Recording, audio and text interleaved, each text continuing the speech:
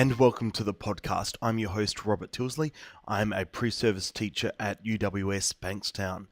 This podcast has been put together from an interview with Jason Sanger. He's a good friend of mine. He's a teacher and a technologist.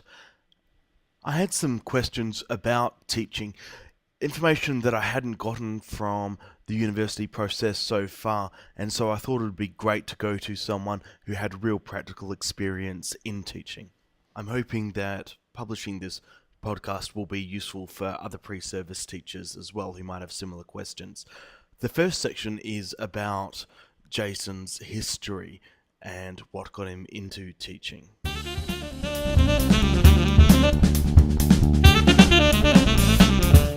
In the course that I'm doing, the Master of Teaching at UWS, it covers, there's introductory days where they go through details of, okay, you're going to have to do child protection, you're going to have to do these prac placements, and there's these modes, and this option, that option, but not a lot of it so far has covered here's the practicalities, and teaching is such a practical profession, and I think it's fair to say, even though there'll be variations class to class, a lot of the systems in that must be somewhat consistent, perhaps.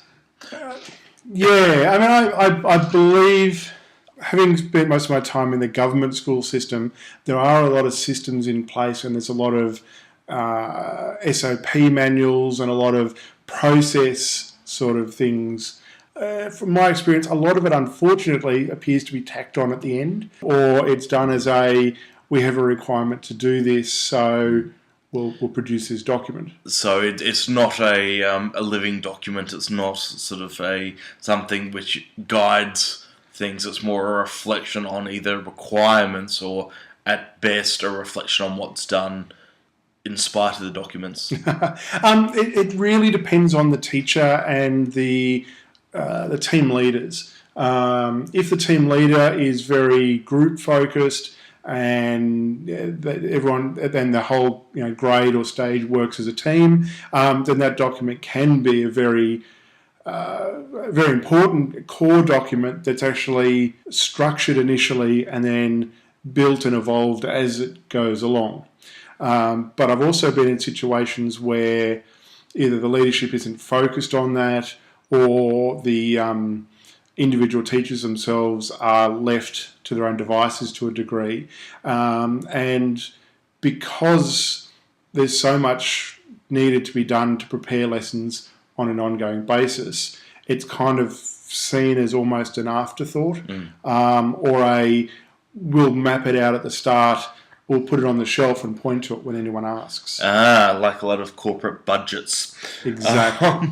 Because both of us do come from a non-teaching background, a non-teaching career path, and in fact both of us, at least to some degree in one way or another, technology-related backgrounds and perhaps even technology-related presence. Yeah, definitely. How did you decide to become a teacher?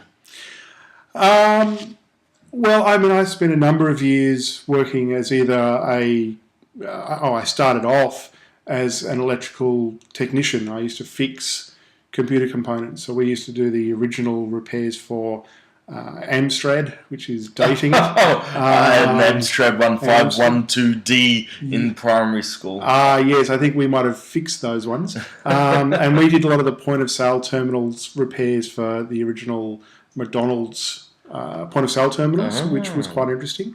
And the company I worked for was the local repair agent for Panasonic. So we spent a fair bit of time with typewriters, which were electric typewriters rather than mechanical ones, and answering machines and cordless phones, all the way up to some of their more corporate products. So that's where I started.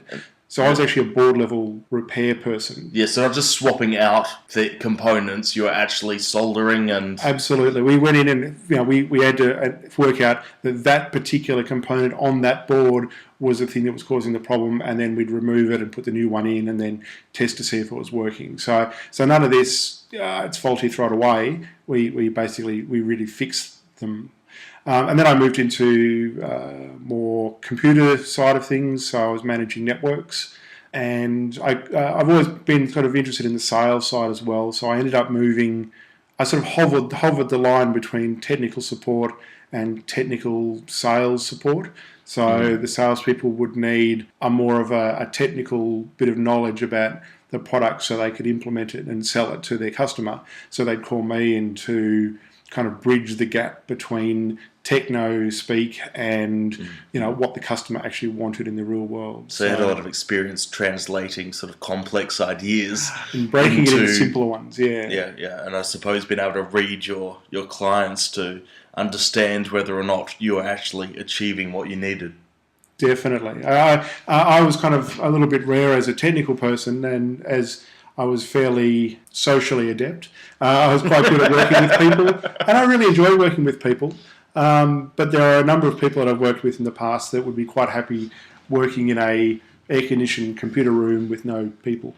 But I really liked working in that interface between what people need and what capabilities were available, and sort of matching those two. So that was my background. And did that directly from there lead you into teaching, or did something internal or external sort of take you down that path? Well, I had a bit of a crisis of scope. I kind of came to the point where while I was fixing computers and helping people's business, I wasn't feeling challenged. I was not so much challenged, but I wasn't feeling rewarded by.